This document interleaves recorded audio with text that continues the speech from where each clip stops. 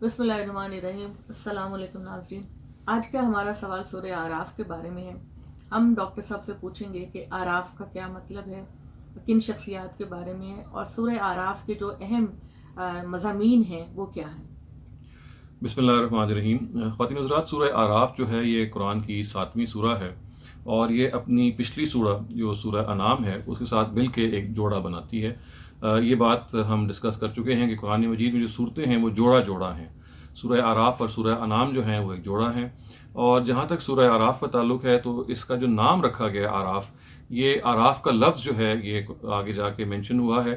اعراف کا جو لفظی مطلب ہے وہ بلندی ہے، اور اصطلاح میں سے یہاں مراد وہ برجیاں ہیں، وہ سائن پوسٹس ہیں جہاں پہ جو غیر معمولی لوگ ہوں گے امت کے، جیسے انبیاء ہیں، جیسے شہداء ہیں، ان کو وہاں پہ جنت اور جہنم میں جو لوگ جا چکے ہوں گے ان کا مشاہدہ کرایا گیا ہوگا۔ یہ خود تو جنتی لوگ ہوں گے، غیر معمولی لوگ ہوں گے، اور ان کو اللہ تعالیٰ نے جو دنیا میں یہ وعدہ کیا تھا کہ آخرت میں یہ اکاؤنٹیبلٹی ہوگی، تو اس اکاؤنٹیبلٹی کا اس سے پہلے کہ ان کو جنت میں ڈالا جائے، ان کی غیر معمولی حیثیت کو سامنے رکھتے ہوئے ان کو مشاہدہ کروایا جائے گا، بلکہ ان کا مکالمہ بھی ہوگا۔ تو یہ اعراف کا جو لفظ ہے یہ اصل میں یہاں سے آیا ہے، اور اسی وجہ سے سورہ کا نام بھی اعراف ہے۔ اور یہ میں پہلے بھی بتا چکا ہوں کہ عام طور سے کسی ایک لفظ سے سورہ کا نام رکھ لیا جاتا ہے، وہ لفظ جو ہے وہ مضامین کا احاطہ نہیں کرتا۔ جی، اگلا سوال اس کے اہم مضامین۔ جی، آپ کا جو دوسرا سوال ہے کہ اس کے اہم مضامین کیا ہیں، کہ دیکھیے یہ جو سورہ ہے یہ مکے میں نازل ہوئی، اور مکے میں اس دور میں نازل ہوئی کہ جب نبی صلی اللہ علیہ وسلم کی جو دعوت ہے، جو ان کی جو کفار کے خلاف جو پوری مساعی ہے، وہ ایک فیصلہ کن مرحلے میں پہنچ گئی ہوئی تھی، اور حق کو اس درجے میں کفار پر اور مشرکین پر واضح کیا جا رہا تھا کہ ان کے پاس کوئی بھی انکار کی گنجائش نہ رہے۔ اصطلاح میں اس کو کہتے ہیں اتمام حجت۔ تو اس وجہ سے سورہ کا جو مضمون ہے ذرا تھوڑا سا تند و تیز ہے۔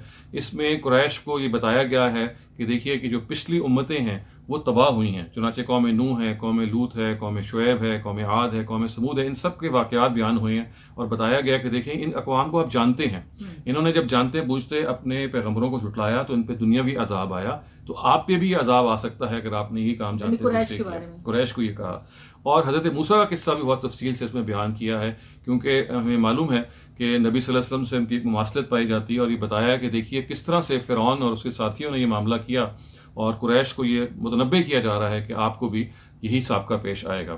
قصہ آدم و ابلیس بھی اس میں زیر بحث آیا ہے، شیطان کی جو ورغلانے کے طریقے ہیں وہ زیر بحث آئے ہیں، اور یہ بتایا کہ جس طرح سے انہوں نے ہمارے ابو الآبا حضرت آدم اور حوا کو ورغلایا تھا، تو یہ بتایا جا رہا ہے کہ یہ وہ کام ہے جو اس نے ہمیشہ سے اپنے لیے پکڑ رکھا ہے، اور انسانیت کو متنبع رہنا چاہیے کہ یہ وہ کام کرتا رہے گا۔ تو اس طرح سے آپ دیکھیے کہ قریش کو ایک بہت ہی فیصلہ کن انداز میں ان کو انذار کیا جا رہا ہے، ان کو خبردار کیا جا رہا ہے، اور ان کو بتایا جا رہا ہے کہ ان کا فیصلہ ہونے والا ہے۔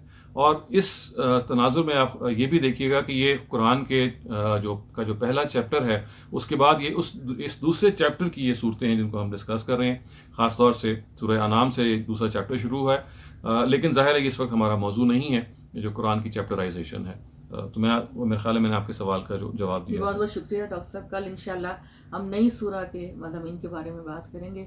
ناظرین اجازت دیجیے، اللہ حافظ۔ اللہ حافظ۔